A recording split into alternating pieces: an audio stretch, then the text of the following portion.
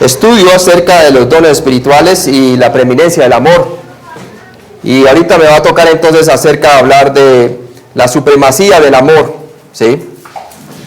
Y hasta ahora hemos visto entonces que básicamente aquí en 1 Corintios capítulo 13, hemos visto que del versículo 1 al 3 nos habla básicamente de que el amor enriquece, ¿cierto? Y también vemos del versículo 4 al 7, no solamente que enriquece, sino que también edifica. Y ahora vamos a ver del versículo 8 del capítulo 13 de 1 Corintios, que el amor permanece, amén, el amor permanece.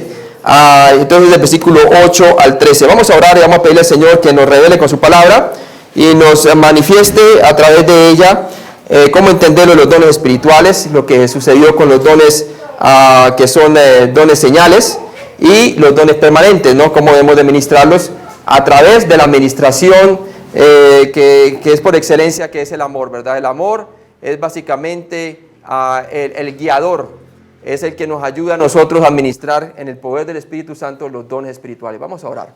Padre Celestial, gracias por este día, gracias por todo lo que tú nos has dado, Señor, gracias por la oportunidad de escuchar estos testimonios grandes de cómo desde aquí de Bolivia, Señor, hermanos que nunca han tomado un avión, Señor, y te han creído, Señor, por la fe, y han llevado el Evangelio allá a Perú, al norte de Perú, Señor, en Pleura. Señor, gracias por la oportunidad de poder ellos edificar a otros y compartir el Evangelio. Te pido, Padre, que cada uno de nosotros también podamos a continuar, Señor, teniendo una mentalidad de que no solamente nuestras naciones, sino también el mundo entero, como dice tu palabra, y de hacer discípulos al mundo entero, Señor. Que sea el amor de Cristo el que nos guía, Señor, en la enseñanza, en la exhortación y a través, pues, de la evangelización. Te pido, Padre, que tú nos ayudes a entender bien lo que es aquí 1 Corintios capítulo 13, Señor, en Cristo Jesús. Amén. Entonces vamos a leer allí, por favor, en 1 Corintios 13, del 8 al 13, por favor. El amor nunca deja de ser, pero las profecías se acabarán y cesarán las lenguas, y la ciencia acabará, porque en parte conocemos y en parte profetizamos, mas cuando venga lo perfecto, entonces lo que es en parte se acabará. Cuando yo era niño, hablaba como niño, pensaba como niño, juzgaba como niño, mas cuando ya fui hombre, dejé lo que era de niño. Ahora vemos por espejo, oscuramente, mas entonces veremos cara a cara. Ahora conozco en parte, pero entonces conoceré como fui conocido.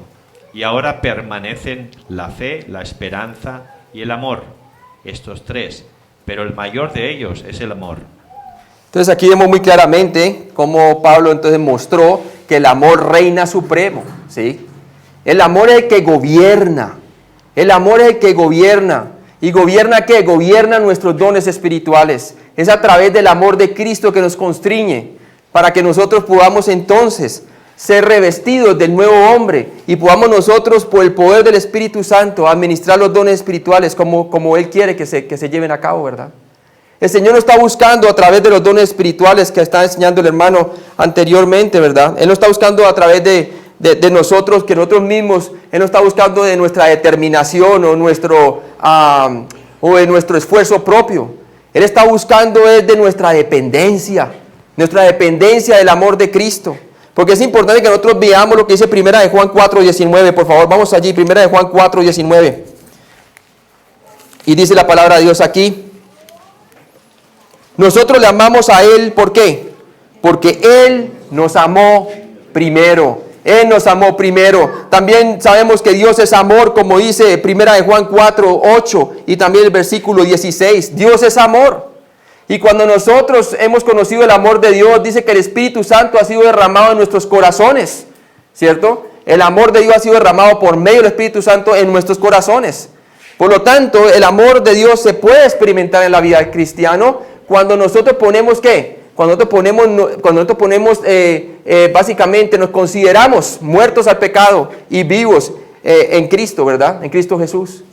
¿Y qué pasa? Eso es cuando por lo menos usted ve a Pablo, ¿verdad?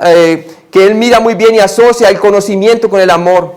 A mayor conocimiento, mayor amor de Dios. Y por eso es importante que nosotros al partir leyendo aquí en los dones espirituales, en Corintios capítulo 13, vemos la unidad Pablo hizo énfasis en la unidad del cuerpo de Cristo, en la administración de los dones del Espíritu Santo. Luego vimos la diversidad de dones, ¿cierto? Vimos una clasificación de los dones.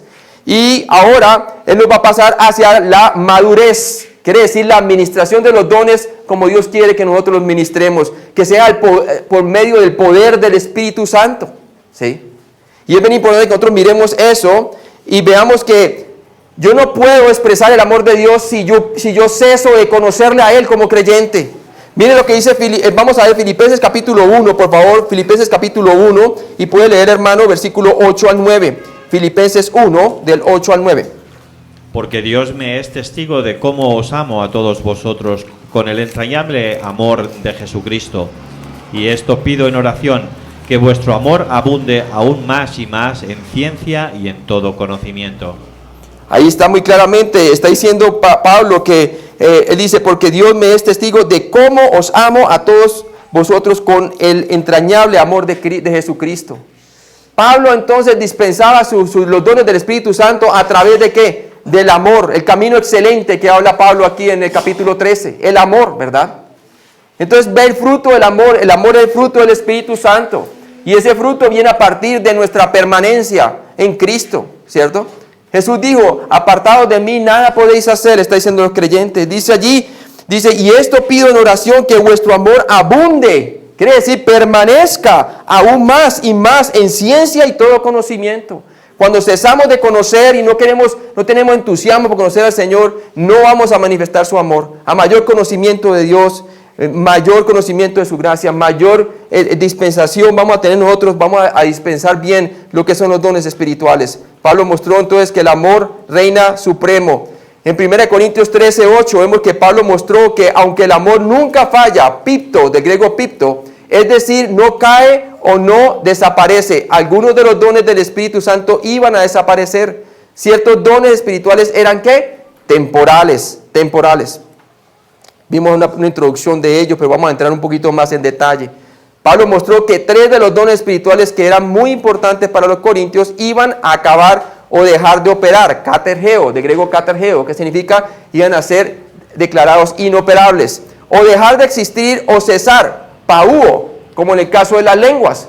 Cesar quiere decir que iban a dejar de funcionar por sí mismos. Mientras los otros dos, muestra Pablo claramente que había algo que los iba a dejar inoperables y que vamos a ver que es cuando viniera lo perfecto, lo que está hablando el canon de la Escritura. El amor, por el contrario, siempre que permanecerá. ¿Por qué? Porque el amor de Cristo va en conjunción con el conocimiento de Dios, ¿sí? Y nosotros nunca vamos a terminar de conocer al Señor. Cuando pasemos a su presencia vamos a conocerle más de lo que lo conocemos ahora.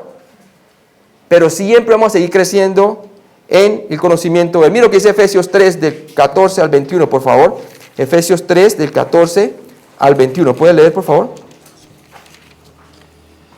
Por esta causa doblo mis rodillas ante el Padre de nuestro Señor Jesucristo. Sí. ¿Del 14 al? Del 14 al versículo 21. De quien toma nombre toda familia en los cielos y en la tierra, para que os dé, conforme a las riquezas de su gloria, el ser fortalecidos con poder en el hombre interior por su espíritu, para que habite Cristo por la fe en vuestros corazones, a fin de que, arraigados y cimentados en amor, seáis plenamente capaces de comprender con todos los santos cuál sea la anchura, la longitud, la profundidad y la altura, y de conocer el amor de Cristo, que excede a todo conocimiento, para que seáis llenos de toda plenitud de Dios. Y aquel que es poderoso para hacer todas las cosas mucho más abundantemente de lo que pedimos o entendemos, según el poder que actúa en nosotros, a Él sea la gloria en la Iglesia en Cristo Jesús por todas las edades, por los siglos de los siglos. Amén. Nuevamente Pablo hace el énfasis que habite Cristo por la fe en vuestros corazones, que se haga evidente en nuestras vidas. Madurez. La madurez va paralela con el conocimiento, porque dice que seáis plenamente capaces de comprender. Ahí tiene que ver con nuestro conocimiento, con todos los santos, cuál sea la anchura, la longitud, la profundidad y la altura. Y de conocer el amor de Cristo, que excede todo conocimiento, para que seáis llenos de toda la plenitud de Dios. Una cosa es vivir una vida carnal y otra cosa es vivir una vida plena. Los corintios habían decidido vivir una vida carnal, ¿verdad? Porque nuevamente estaban removiendo el fundamento, estaban edificando sobre el conocimiento humano, sobre líderes. Pablo, Cefas, uno era de Pablo, otro era de Cefas, otro eran de Apolos, y algunos decían ser de Cristo, ¿verdad? Pero ¿qué pasa? Estaban removiendo el fundamento y estaban edificando sobre el fundamento que no era Cristo, ¿verdad? Entonces, ¿qué pasa, hermano? No hemos de edificar sobre la sabiduría de Dios. En la sabiduría de Dios vamos a tener entonces que plenitud de vida. ¿Por qué? Porque Dios se va a manifestar en su poder. En su poder va a dispensar su poder y su amor a través de los dones del Espíritu Santo. Entonces, eso es lo bonito del amor. El amor permanece. Ahora, vamos a ver un poco en la práctica qué tiene que ver el conocimiento y el amor en conjunto y cómo se manifiesta en todo lo que vimos acerca de que el amor todo lo sufre, todo lo espera, no guarda rencor, todas estas cosas. Veamos algo de la vida de Pablo. 1 Corintios 9, del 19 al 23, por favor. 1 Corintios 9, si lo puede leer, del 19 al 23. Por lo cual, siendo libre de todos, me he hecho siervo de todos para ganar a mayor número. Me he hecho a los judíos como judío, para ganar a los judíos. A los que están sujetos a la ley, aunque yo no esté sujeto a la ley, como sujeto a la ley, para ganar a los que están sujetos a la ley. A los que están sin ley, como si yo estuviera sin ley, no estando yo sin ley de Dios, sino bajo la ley de Cristo, para ganar a los que están sin ley. Me he hecho débil a los débiles para ganar a los débiles. A todos me he hecho de todo, para que de todos modos salve a algunos. Y esto hago por causa del Evangelio, para hacerme copartícipe de él. Pablo se hacía copartícipe ¿de quién? Del Evangelio. Porque recordemos que el Evangelio es poder de Dios para salvación, para todo aquel que cree. Porque el justo, está hablando del justo, por la fe vivirá. ¿Sí? Entonces Pablo hacía copartícipe de los sufrimientos de Cristo y él mismo, por amor a Cristo, ¿qué hacía él? Él mismo era capaz de ganar a los judíos. Se hacía como si fuera un judío para ganarse a los judíos. Se identificaba con la vida que llevaba adelante como judío. ¿Para qué? Se ponía los zapatos de ellos para poder traerlos de todo el legalismo hacia Cristo, ¿verdad? Dice, a los que andan sin ley, los gentiles, como si yo estuviera sin ley. ¿Y qué pasa? Les compartía el Evangelio aún desde la creación, como los epicúreos y los estoicos, en Hechos capítulo 17, ¿cierto? No estando yo sin la ley de Dios, sino bajo la ley de Cristo, para ganar a los que están sin ley. O sea, hay algo que le compugía, que era el amor de Cristo, hermano, ¿sí? Aquí no vemos a un hombre determinado por sí mismo en su propio esfuerzo, sino un hombre apoyado ¿en quién? En Cristo, en el Evangelio. Un hombre que estaba permaneciendo en Cristo, un hombre que realmente se contaba cada día muerto al pecado y vivo para Cristo. Miren lo que dice Gálatas 2:20, por favor. Gálatas 2:20, vamos a ir claramente. Yo lo leo. Dice allí: con Cristo estoy juntamente crucificado, y ya no vivo yo, mas vive Cristo en mí, y lo que ahora vivo en la carne, lo vivo en la fe del Hijo de Dios, el cual me amó, ahí está, y se entregó a sí mismo por mí. No desecho la gracia de Dios, pues si por la ley fuese la justicia, entonces por demás murió Cristo. Él se apoyaba claramente en Cristo. Entonces, ¿qué hacía él? Él claramente muestra la palabra de Dios. Era un hombre que se encomendaba al Señor, se encomendaba con él. Y su fuerza, su poder venía del Espíritu Santo a través de ¿qué? De su co-crucifixión con Cristo, ¿verdad? Veamos otro versículo importante y lo podemos ver en Primera Tesalonicenses capítulo 4:9. Primera Tesalonicenses capítulo 4 versículo 9. Pero acerca del amor fraternal no tenéis necesidad de que os escriba, porque vosotros mismos habéis aprendido de Dios que os améis unos a otros. Ahí está, que os améis ¿qué? Unos a otros, aprendido de Dios. Segunda Tesalonicenses capítulo 3:5. Y el Señor encamine vuestros corazones al amor de Dios y a la paciencia de Cristo. ¿Quieren que encamine nuestros corazones al amor de Dios y la paciencia de Cristo? ¿Quién lo hace? El Señor mismo. ¿A través de qué? De su palabra. Cuando nosotros permanecemos en su palabra y cuando su palabra entonces permanece en nosotros, podemos nosotros manifestar el amor de Dios y podemos entonces ¿qué? Manifestar el poder de ese amor a través de los dones espirituales. Entonces Pablo mostró que 3 de los dones espirituales que eran muy importantes para los corintios iban a acabar, ¿cierto? Pero el que iba a permanecer era ¿quién? El amor. ¿Y cuáles eran esos 3 dones que iban a dejar de ser? Vamos a verlos. Los corintios necesitaban entender que el fruto del Espíritu, que es amor, el resultado de una dependencia permanente del Espíritu Santo, era muy superior a los dones del Espíritu, el resultado de una dotación espiritual inicial por parte del Espíritu Santo, ¿verdad? Por eso decía allí que si yo hablase lenguas humanas y angélicas y no tengo amor, vengo a ser como metal que resuena o címbalo que retiñe. Y si tuviere profecía, entendiese todos los misterios y toda ciencia, y si tuviere toda fe, de tal manera que trasladase montes y no tengo amor, nada soy. ¿Sí? ¿Por qué? Porque es el generador que muestra vida en nuestros propios cuerpos mortales, es el fruto del Espíritu Santo a través del amor de Cristo, que ha sido derramado por medio del Espíritu Santo. Los corintios estaban enfocados en los dones de conocimiento, profecía, lenguas, idiomas. Estaban más concentrados en las manifestaciones que en realmente la comunión con Cristo, ¿sí? Estaban llenos de orgullo, llenos de pleitos y todo esto. Sí, según la carne, uno todavía puede ministrar los dones del Espíritu Santo, pero no los está dispensando en poder, ¿sí? Porque se les ve el orgullo, se les veía todo, la división que tenían. Los corintios estaban enfocados en los dones de conocimiento, profecía y lenguas, idiomas, y no en el amor y sus implicaciones benditas, porque sabemos que la palabra lengua significa idiomas. En este capítulo se indica que se enorgullecían de los dones llamativos que los exaltaba a sí mismo, ¿verdad?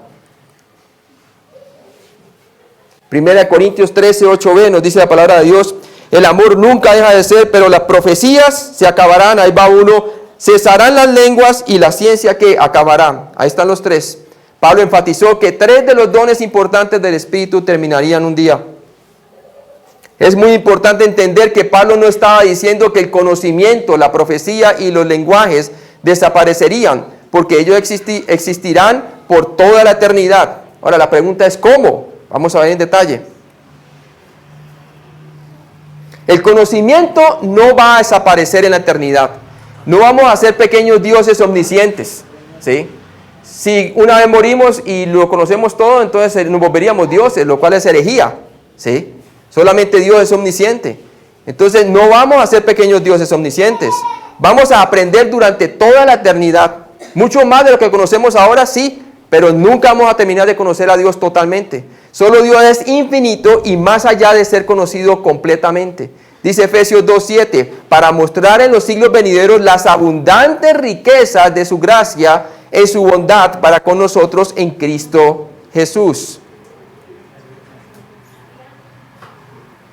La profecía en la forma escrita de la Biblia nunca desaparecerá, incluso en la eternidad para siempre.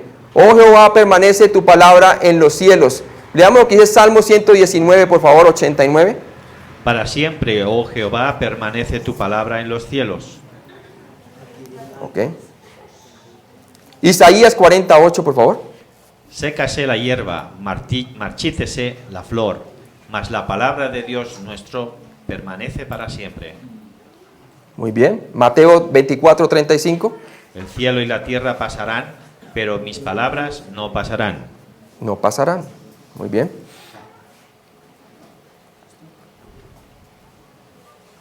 El lenguaje hablado existirá también en la eternidad. Seguiremos cantando alabanzas, honrando y sirviendo y glorificando a nuestro Dios para siempre, con nuestras voces a través del lenguaje. Y cantaban, dice el 5:9, y cantaban un nuevo cántico diciendo: nos ha redimido para Dios de todo linaje y lengua, pueblo y nación. ¿Sí?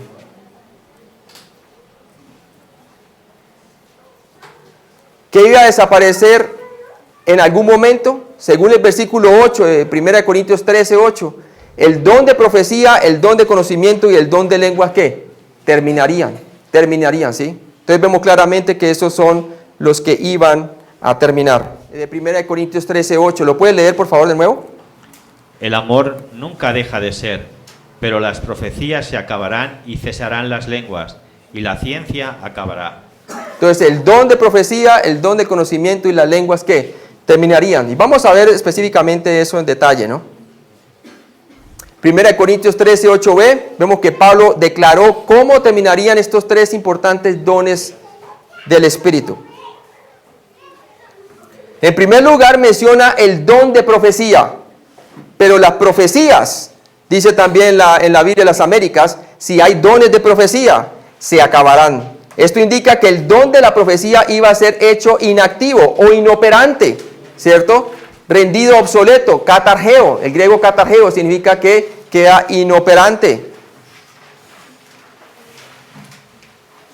¿Por qué iba a servir únicamente durante el primer siglo, verdad? Mientras el canon se iba a concluir, el canon de la Escritura. El don de la profecía era Dios poniendo sus palabras en la boca de un vaso humano que habló o escribió exactamente lo que Dios le dio para hablar o escribir. ¿Qué dice Deuteronomio 18, 18? Profeta les levantaré de en medio de sus hermanos, como tú, y pondré mis palabras en su boca, y él les hablará todo lo que yo le mandare. Ahí está hablando también de que del Mesías, ¿verdad? Entonces también los profetas dice, pondré mis palabras en su boca, en su boca.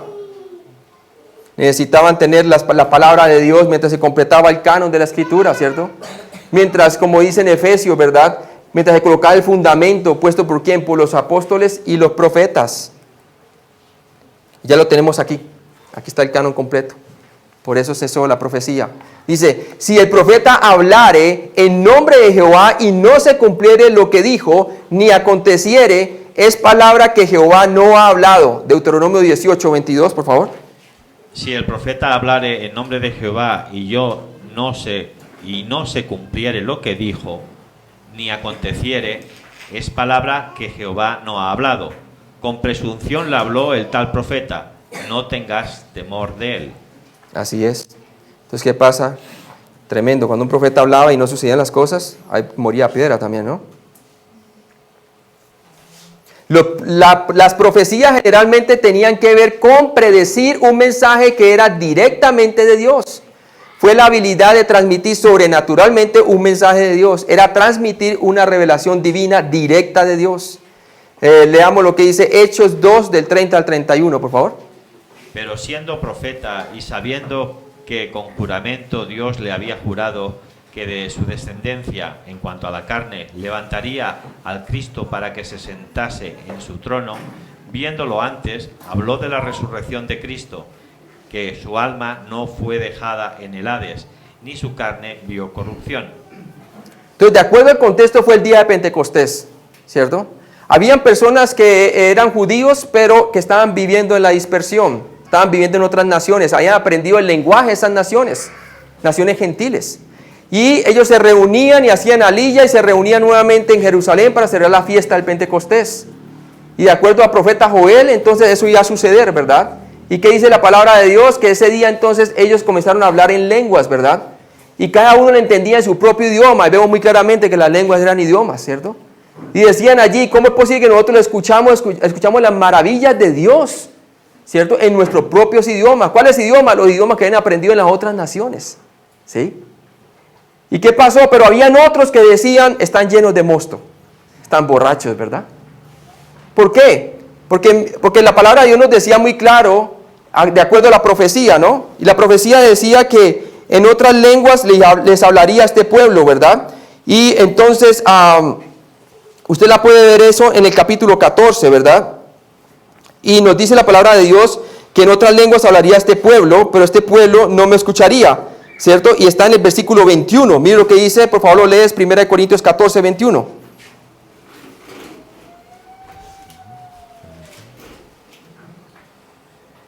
En la ley está escrito, en otras lenguas y con otros labios hablaré a este pueblo, y ni aún así me oirán, dice el Señor. Y ni aún así me oirán. Ahora, si usted ve esa referencia, es de Isaías 28, del 11 al 12, ¿sí? Y está hablando de la nación de Israel, o sea que la lengua era señal para la nación de Israel, y era una señal de juicio, porque ni así le iban a oír. Algunos decían, están llenos de mosto, ¿verdad? Pero habían unos, hermanos, que decían, ¿cómo escuchamos las maravillas de Dios en nuestro propio idioma? ¿No son estos galileos? ¿Verdad? Entonces, ¿qué hace inmediatamente Pedro? Se levanta y entonces les habla a ellos y les predica el evangelio de nuestro Señor Jesucristo. Y se los anuncia a través de los profetas. ¿A quién? ¿Y a quién anuncia? A David, quien hablaba diciendo y sabiendo que con juramento de Dios le había jurado que de su descendencia en cuanto a la carne levantaría al Cristo. ¿Para qué? Para que se sentase en su trono. Viéndolo antes, habló de la resurrección de Cristo, que su alma no fue dejada en el Hades, ni su carne vio corrupción. Entonces la señal servía ¿para qué? Para confirmar la palabra profética. Entonces por eso eran don señal. Los dones que eran de señal era para confirmar la palabra de Dios, para que los judíos creyeran. ¿Qué buscaban los judíos? Los judíos buscaban señal. ¿Qué buscaban los griegos? Buscaban sabiduría. ¿Sí? ¿Y qué buscaban los romanos? Buscaban poder, la gloria. ¿Sí? Por lo tanto, si estaban buscando señal, Dios le dio señal, pero era señal de juicio, hermano. ¿Sí? Era señal que ya se contradicha, también dice la palabra de Dios. No les aprovechó por no haber escuchado con fe, dice la palabra de Dios también. Leamos otra referencia allí, por favor, en Efesios 3:5, por favor. Misterio que en otras generaciones no se dio a conocer a los hijos de los hombres, como ahora es revelado a sus santos apóstoles y profetas por el Espíritu. Ahí está. ¿Cuál es el misterio? Que los judíos y los gentiles ahora son un solo cuerpo en Cristo, por medio de que un nacimiento espiritual, ¿verdad?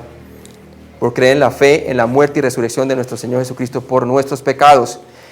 No se debe confundir el don de profecía con el don de la enseñanza. Romanos 17:7b, ahorita lo lees, por favor, que es decirle a la gente las palabras de Dios. La predicación no es el don de profecía. La predicación o enseñanza es exponer la ya dada, directa, indiscutible y divina revelación de Dios que se encuentra en el texto completo de la palabra de Dios. ¿Sí? En ese tiempo cuando recibían revelación, la palabra nueva que se ponía allí. ¿Sí? Mientras, cuando usted está en la enseñanza, usted está leyendo algo que ya está escrito. Por favor, puede leer Romanos 17:7b, por favor. O el que enseña en la enseñanza. Ahí está. 1 Timoteo 5:17.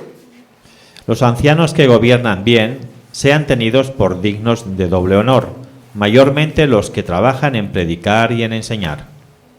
Y también nos lo dice allí, la 2 Timoteo 2:2, lo que has oído de mí ante muchos testigos, esto encarga a hombres fieles que sean idóneos para enseñar también a quién, a otros. El verbo griego para las profecías se acabarán es katargetesontai. Está en el tiempo futuro, la voz pasiva y el modo indicativo. Esto simplemente significaba que el don de profecía desaparecería tiempo futuro. Por cierto, modo indicativo, porque alguien o algo lo iba a causar, voz pasiva. O sea, algo iba a venir que iba a parar el don de la profecía, ¿verdad? En segundo lugar, Pablo mencionó el don de lenguas diciendo, y cesarán las lenguas. Ahora, ¿quiénes lenguas ya cesarán? Dice que van a dejar de operar por sí mismas. No va a haber nada realmente que va a hacer que paren las lenguas, sino que lleguen a cesar por sí mismos y a ser utilizadas por un tiempo para juzgar a la nación de Israel. Ahora, era para juzgar a esa generación que estaba viviendo durante los días de Pentecostés. ¿Sí? Es más, aún los judíos que todavía eran ya creyentes, algunos dudaban que realmente Dios ahora estaba también obrando en los gentiles para la salvación, como en el caso de Cornelio. Y Pedro se va con algunos judíos y se da cuenta muy claramente, por medio de ¿qué? Del don de lenguas, que ellos también, entonces el Espíritu Santo también está siendo derramado sobre ellos, como una señal que lo mismo que pasó en el día de Pentecostés a ellos mismos. Y también a los 3,000 que fueron salvos y luego los 5,000. Entonces se dieron cuenta que Dios no hace acepción de personas. ¿Sí? Pero siempre la lengua fue una señal para los judíos. Un verbo diferente en griego es usado para describir lo que sucedería con las lenguas al que se usó para describir lo que sucedería en el don de la profecía y el conocimiento.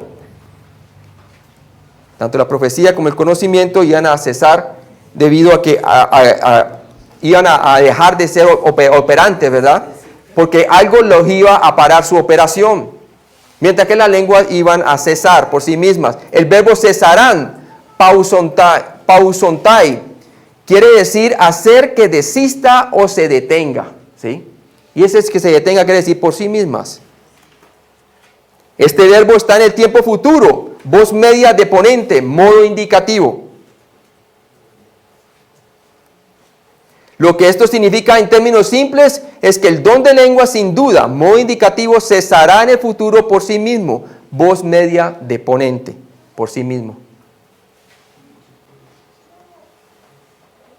Mire que a medida que el don de lenguas estaba por lo menos en la iglesia de Corinto, ¿verdad?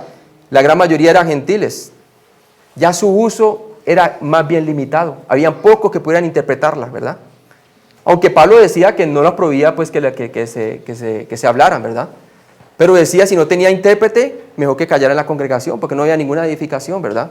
Porque las lenguas fueron dadas para los incrédulos y no para los creyentes, ¿verdad? Mientras las profecías era para el creyente. Se necesitaban ellos profecía para poder entonces conocer más de Dios. Todavía no tenían todo el canon de la Escritura.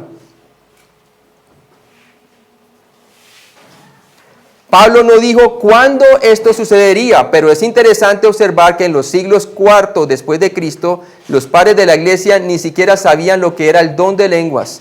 Había para entonces cesado de ser una parte funcional activa de la iglesia. ¿Sí? Yo nunca he leído hasta el momento récords históricos de padres de la iglesia hablando del don de lenguas, ¿verdad? Lo que indica que ya habían cesado para ese momento.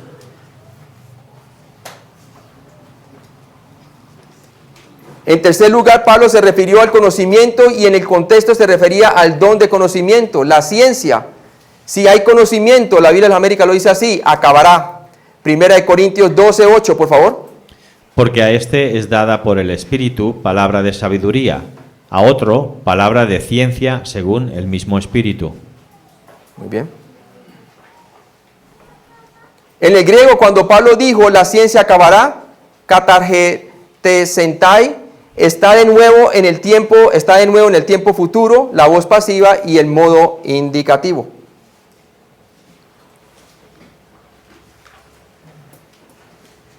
De la misma manera en que las profecías se acabarán, el don del conocimiento o ciencia también se haría ¿qué? Inactivo, se haría inactivo, ¿sí?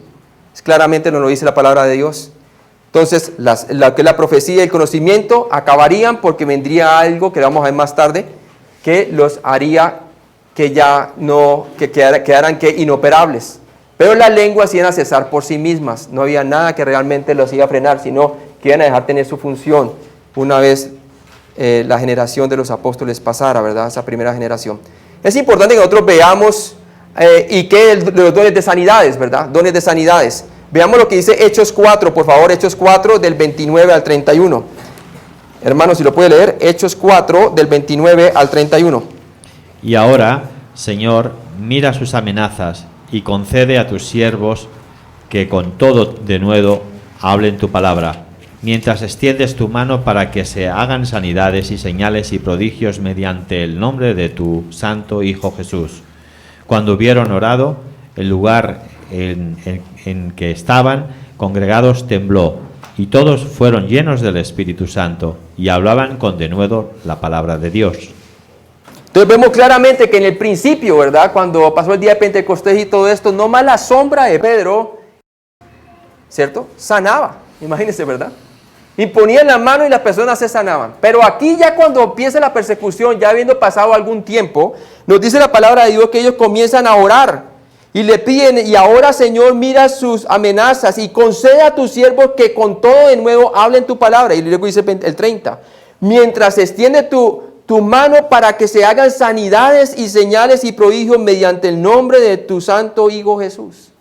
¿Por qué los apóstoles tenían que empezar a qué? A orar para que Dios sanara. No, está bueno, interesante eso, ¿verdad? ¿Por qué Pablo decía el aguijón ese, Señor, si es posible, quítame este aguijón, ¿verdad? Que le digo, Señor, bástate mi gracia, porque en tu debilidad se perfecciona mi poder, ¿verdad? Sí. Y yo pienso que está hablando de los ojos, que algunos de los hermanos estaban dispuestos, si era posible, darle sus propios ojos, ¿verdad? ¿Por qué será, hermano? ¿Verdad? ¿Por qué será que le dijo a Timoteo que tome un poquito de vino para su dolor de estómago? ¿Por qué no le dijo, venga, le pongo las manos y ya, o déjeme orar, o algo así, ¿no? ¿Sí ve? Tuvieron la función, hermano, y la función era que a medida que Israel rechazaba el evangelio, y a medida que el evangelio ahora sería aceptado por los gentiles, entonces los dones señales cesarían, ¿cierto? El de la lengua cesarían y los otros acabarían, porque el ¿qué? Lo perfecto iba a venir, que iba a ser la palabra de Dios. Leamos también lo que dice Hebreos 2, por favor. Hebreos 2, del 3 al 4. Yo lo leo. Hebreos 2, del 3 al 4. Dice ahí la palabra de Dios.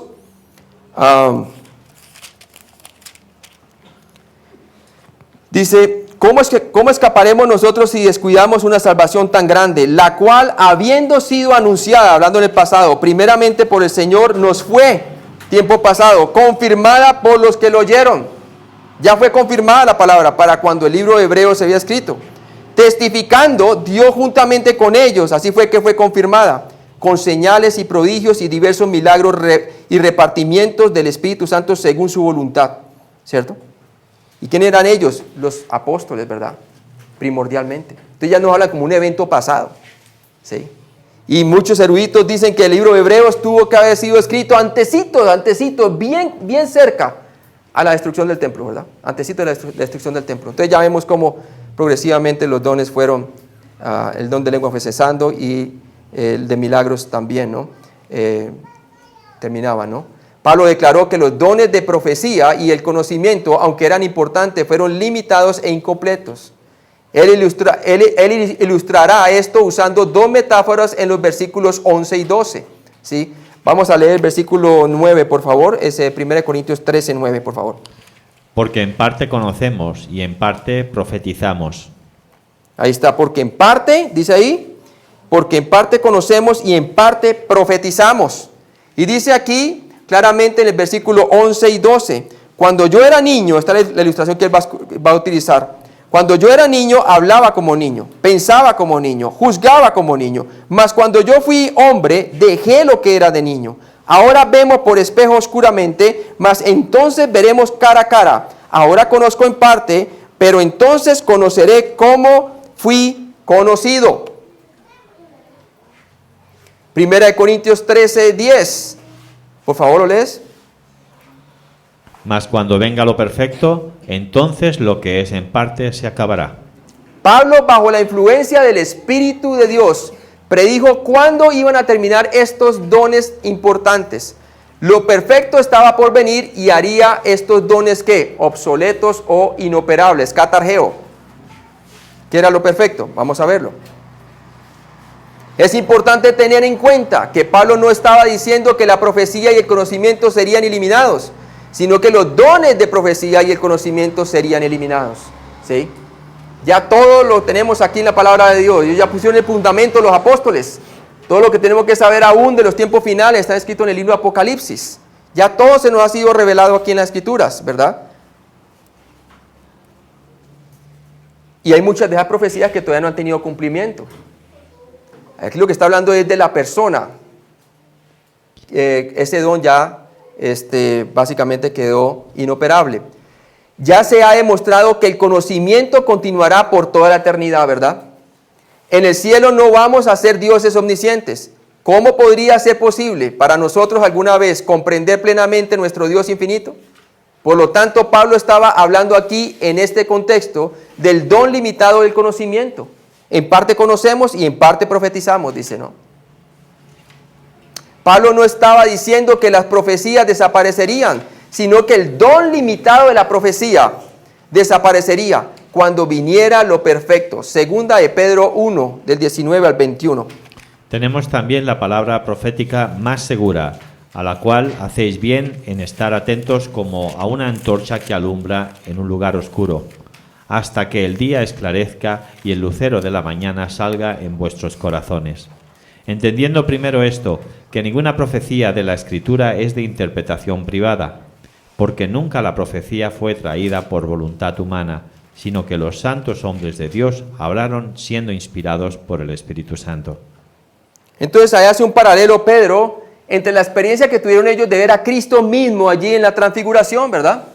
Y experimentaron su gloria y su poder y todo, pero él dice En el versículo 20, como leyó el hermano, entiendo primero esto, que ninguna profecía de la Escritura es de interpretación privada, porque nunca la profecía fue traída por voluntad humana, sino que los santos hombres de Dios hablaron siendo inspirados ¿por quién? Por el Espíritu Santo. Y mira lo que dice el versículo 19, tenemos también la palabra profética más segura, o sea, es más segura que la experiencia que tuvieron ellos viendo al Señor allí, ¿cierto? Cuando se les transfiguró, y cuando vieron la voz del cielo que dijo, este es mi hijo amado en que tengo complacencia, a él oíd. Cuando vieron allí a Moisés y a Elías, y le dio como un preludio de lo que iba a ser el milenio de Cristo, ¿verdad? ¿Por qué será que la palabra es más segura? ¿Sabe por qué? Porque ella es objetiva, es dada por Dios, inspirada, como leímos allí.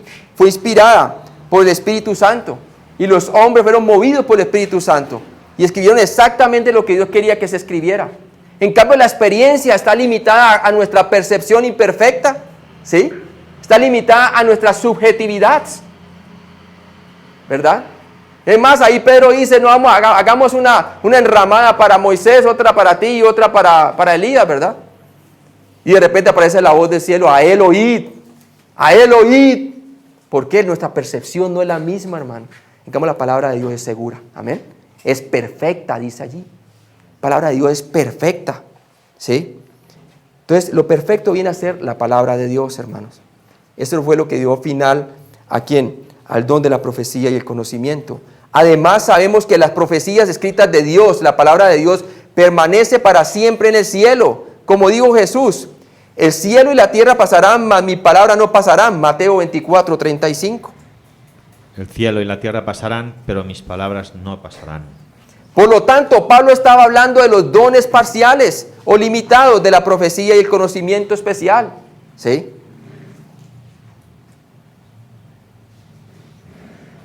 En referencia a los dones de conocimiento y profecía siendo eliminados, Pablo enfatizó que esto iba a suceder cuando lo perfecto o completo viniese. Cuando Pablo dijo lo perfecto, tenemos que preguntarnos qué cosa perfecta se refería. ¿A qué cosa perfecta se refería? La Biblia. La Biblia es la única compilación del conocimiento profético completo y perfecto de Dios. Es perfecto conocimiento y profecía y ha venido a la existencia después de la redacción de esta carta por Pablo, ¿sí? Teniendo de último libro Apocalipsis alrededor del año 90 al 93 que se escribió después de Cristo. La Biblia ha hecho que la revelación especial directa mediante los dones limitados del conocimiento y profecía queden obsoleta y absolutamente innecesaria. No necesitamos jamás una nueva revelación de Dios. Leamos lo que dice Apocalipsis 22, 18 al 19. Yo testifico a todo aquel que oye las palabras de la profecía de este libro.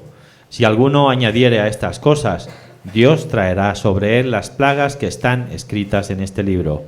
Y si alguno quitare de las palabras del libro de esta profecía, Dios quitará su parte del libro de la vida y de la santa ciudad y de las cosas que están escritas en este libro.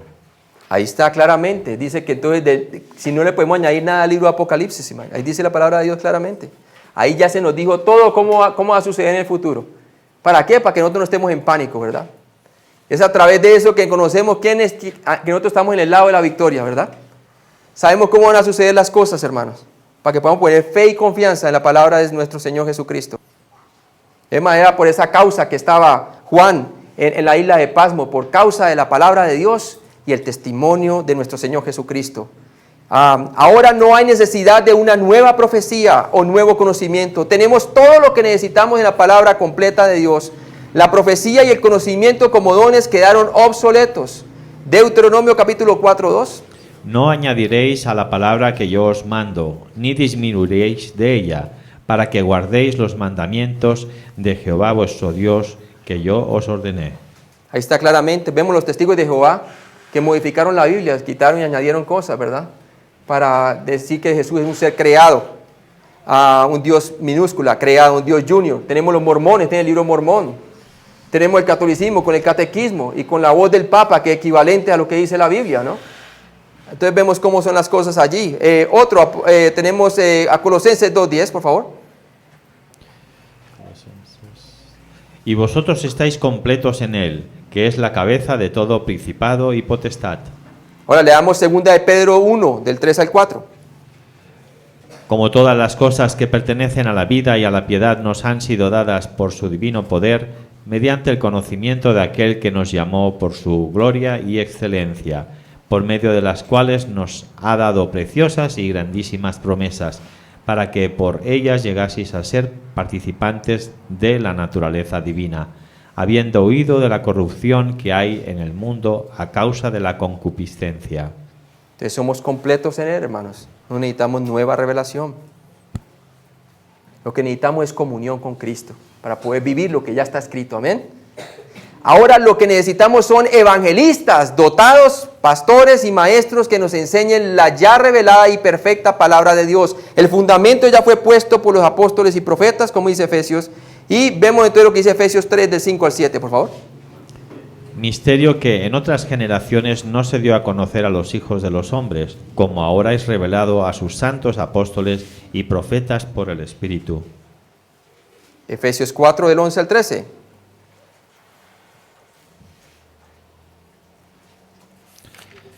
Y él mismo constituyó a unos apóstoles, a otros profetas, a otros evangelistas, a otros pastores y maestros, a fin de perfeccionar a los santos para la obra del ministerio, para la edificación del cuerpo de Cristo. Ahí está claritamente. Entonces, así lo dice la palabra de Dios, ¿verdad? Y por eso nosotros debemos de buscar los dones mejores, ¿verdad? Como dijo Pablo también, ¿no? Que era la enseñanza y lo que era, lo que ya está escrito, como lo que tenemos como profecía escrita. Tenemos que añorar esos dones mejores, ¿verdad? Claramente vemos que la profecía ya pasó. Pero lo que está escrito, hermano, es para que nosotros lo leamos. ¿Qué dice también la palabra de Dios? Que no despreciéis las profecías. Las profecías ya están escritas. El don ya cesó, pero vemos que las profecías están por cumplirse y necesitamos nosotros estar atentos a la palabra como una antorcha que alumbra el lugar oscuro, como dice Pedro, ¿no? Por otra parte, en referencia al don de lenguas, Pablo simplemente dijo que las lenguas cesarían por sí mismas. Pausontai es el griego. No basó la desaparición del don de lenguas con la llegada de lo perfecto, sino que iban a cesar por ellas mismas. 1 Corintios 13, del 11 al 12. Pablo dio dos ilustraciones para describir lo que decía que iba a suceder. Veamos esas ilustraciones. Por favor, ¿puedes leer 11 al 12? Cuando yo era niño, hablaba como niño, pensaba como niño, juzgaba como niño. Mas cuando ya fui hombre, dejé lo que era de niño. Ahora vemos por espejo oscuramente, mas entonces veremos cara a cara. Ahora conozco en parte, pero entonces conoceré como fui conocido. Ahí está. 1 Corintios 13, 11. Primera ilustración, el razonamiento inmaduro versus el razonamiento adulto. Como un niño, uno habla, piensa y razona como un joven inexperto, que no tiene conocimiento completo, pero cuando se llega a la madurez, que eso es lo que quería conseguir, ¿quién? Pablo, ¿en quién? En los carnales corintios, ¿verdad? Que maduraran. Dice que no puede venir a ellos como hombres espirituales, sino como carnales, ¿cierto? Como bebés en Cristo, ¿verdad? Y dice la palabra de Dios que no podían todavía tomar como vianda, sino que era simplemente los rudimentos del evangelio, ¿verdad? Dice, pero cuando se llega a la madurez, dejamos lo que era ¿de qué? De niño, el razonamiento juvenil, que no es completo o perfecto. Obviamente con el amor, nosotros no podemos manifestar amor de la ignorancia. ¿Y qué tenían ellos? Ignorancia. Ignoraban el amor del Señor. Ignoraban la obra de Cristo para su santificación.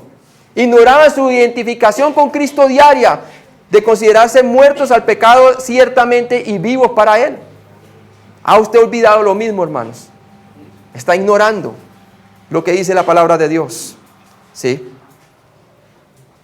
Y dice allí, pues, que no es completo o perfecto esa clase de conocimiento, si es que no se alcanza la madurez. Por implicación, Pablo indicó que cuando la revelación llegara a la madurez, quiere decir a la compleción de la Biblia, ya no sería necesario el don incompleto o parcial de la profecía. Ya no sería necesario. ¿Sí? ¿Por qué? Ya lo leímos allí en algunos versículos. Léete ahí Hebreos 1, del 1 al 2, por favor. Dios, habiendo hablado muchas veces y de muchas maneras en otro tiempo a los padres por los profetas, en estos postreros días nos ha hablado por el Hijo, a quien constituyó herederos de todo y por quien asimismo hizo el universo. Ahí está claramente. Ahora, si usted se pregunta por qué la iglesia de Corinto no podía alcanzar esa madurez, ¿sería porque no tenían la Biblia completa? No, sino porque no estaban teniendo ¿qué? Habían removido el fundamento que es Cristo, tenían comezón de oír, ¿sí? Estaban siguiendo a líderes, y si no tenían comunión con Dios, mucho menos comunión unos con otros. ¿Y qué iba a provocar eso? Que cuando alguno profetizara cosas que no eran de Dios, como decir que Jesucristo es anatema. O unos que hablaran en lenguas y dijeran quizás que Jesús es anatema. Imagínense, la inmoralidad, todo eso. Ahora, ¿qué tal si ellos se hubieran dejado gobernar por el fundamento que es Cristo, verdad? Se hubieran considerado a sí mismos muertos al pecado y vivos para con Él. Y entonces, ¿cómo sería la unidad de ellos y la revelación? Es más, él les dijo el orden, que si alguno profetiza, que sean 2 o 3 que analicen y que juzguen, que lo que está diciendo es cierto, ¿verdad? También que habla en lenguas, si tiene intérprete, pues está bien para la edificación del cuerpo, pues si no que calle. O sea que había un desorden, hermanos. ¿Sí? Entonces, lo está comparando aquí, que básicamente ellos veían en parte, y nosotros también podemos aplicar eso, vemos en parte, es verdad. Y hasta que venga lo completo, pero eso no era excusa para que ellos no pudieran vivir el amor de Cristo en sus vidas, no era excusa, hermano, ¿sí? Ya todo se le había dado, Pablo puso el fundamento y ya tenían a Apolos, quien le estaba, ¿qué? Dando crecimiento, ¿verdad? Como dice, yo sembré y Apolo regó, pero es Dios quien da el crecimiento. Pero ¿qué pasaba? No crecían porque no acudían a la palabra que tenían, ¿sí? No acudían a ella, acudían a sus experiencias estáticas, ¿cierto? Están siendo influenciados por los epicúreos y los estoicos, por ese tipo de filosofías mentales. 1 Corintios 13:12, por favor. Ahora vemos por espejo, oscuramente, mas entonces veremos cara a cara.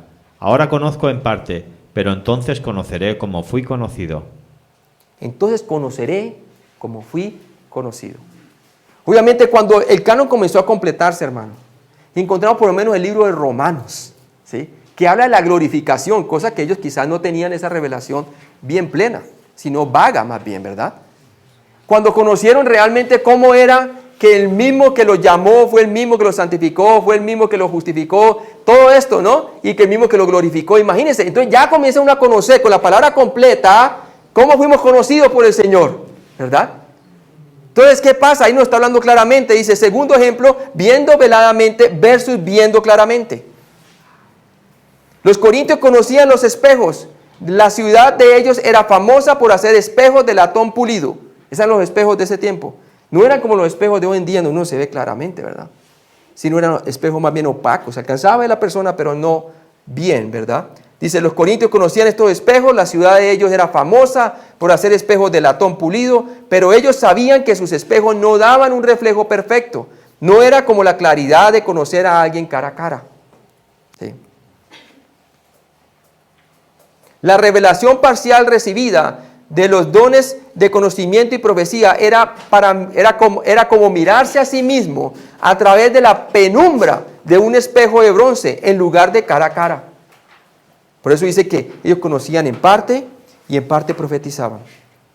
No tenían toda la revelación completa todavía en la palabra de Dios.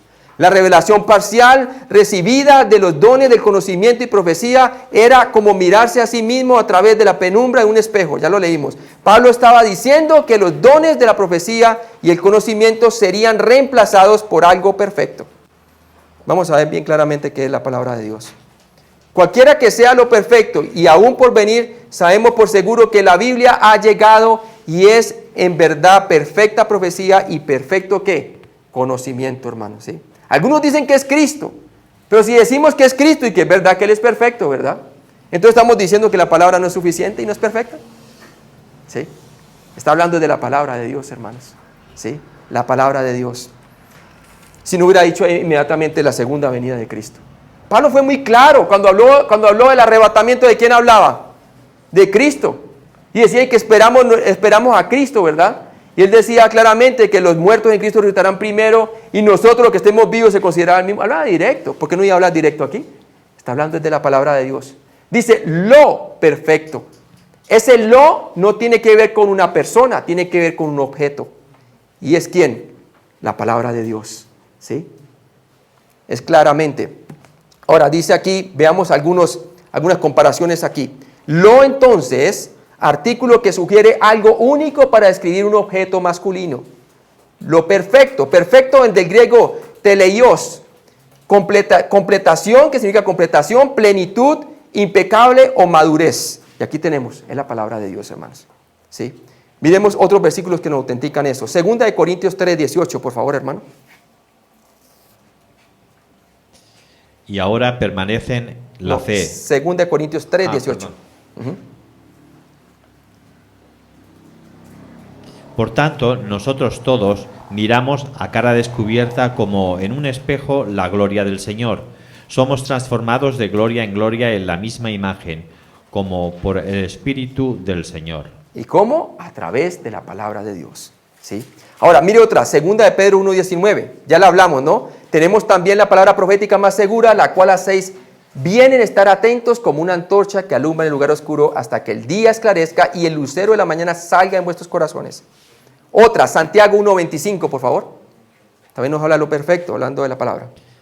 Mas el que mira atentamente en la perfecta ley, la de la libertad, y persevera en ella, no siendo oidor olvidadizo, sino hacedor de la obra, éste será bienaventurado en lo que hace. Aún el Antiguo Testamento también nos dice, Salmo 19, 7 al 8, lo voy a leer. Dice, Salmo 19, 7 al 8, la ley de Jehová es perfecta, que convierte, ¿qué? El alma. ¿Qué es lo que es perfecto ahí? La ley de Jehová, la palabra de Dios. El testimonio de Jehová es fiel, que hace sabio al sencillo. Los mandamientos de Jehová son rectos, que alegra el corazón. El precepto de Jehová es puro, que alumbra los ojos. La profecía y el conocimiento contenidos en la Biblia empequeñecen cualquier conocimiento parcial o profético que los corintios hayan tenido en los dones de la profecía y el conocimiento. ¿Sí? Es más, cuando nos habla la palabra de Dios, que fuimos conocidos de antemano, a los que antes conoció, a estos también que predestinó para que fueran conformados ¿a quién? A la imagen del Hijo de Dios. Así es que conocemos nosotros cómo fuimos conocidos por Él, teniendo toda la palabra profética escrita aquí, ¿en dónde? En la Biblia, hermanos, en la Biblia. Primera de Corintios 13, por favor. Y ahora permanecen la fe, la esperanza y el amor, estos tres, pero el mayor de ellos es el amor. El amor. ¿Por qué? Porque el amor gobierna todo, hermano. ¿Sí? Y cuando estamos hablando del amor, estamos hablando de una persona, mi amigo. ¿Sí? Dios no te está exigiendo que tú saques amor de ti mismo, sino de su Hijo. Que tú vivas el amor de Cristo que ya ha sido derramado por medio del Espíritu Santo en nosotros. ¿Sí? Entonces claramente nos dice la palabra de Dios ahí. Entonces, ¿qué? La conclusión es que el amor es fruto del Espíritu Santo. Es mucho mejor que los buenos pero incompletos dones. Mucho mejor, hermanos. Mucho mejor. Porque cuando hablamos del amor, hablamos de la motivación. ¿Sí? Hablamos de la perseverancia. Hablamos del gozo en medio del sufrimiento. Hablamos de la paciencia en medio de un mundo impaciente. El amor nunca deja de ser, hermanos. Y lo dice la palabra de Dios. ¿Por qué? Porque si dejaría de ser, entonces porque Jesucristo no es eterno. Amén.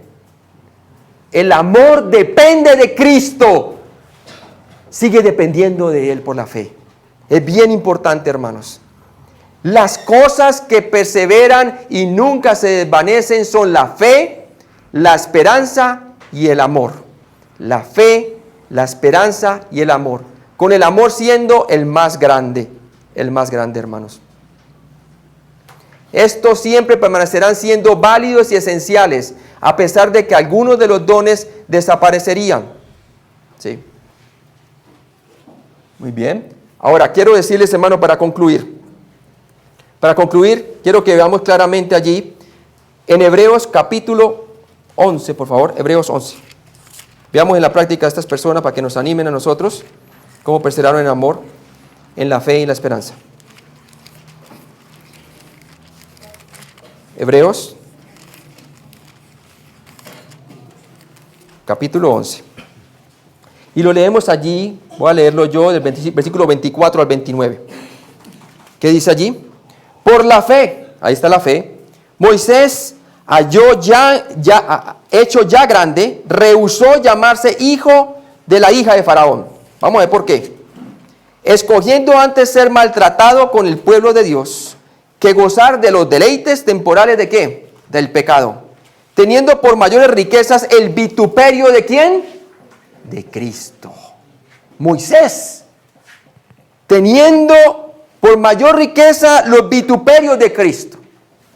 Él veía desde allá, hermano, desde lejos, los sufrimientos de Cristo. Se consideraba muerto con Él y vivo en su resurrección. ¿Sí? Porque tenía puesta la mirada en el galardón. Por la fe dejó Egipto, no temiendo la ira del rey, porque se sostuvo como viendo ¿a qué? Al invisible.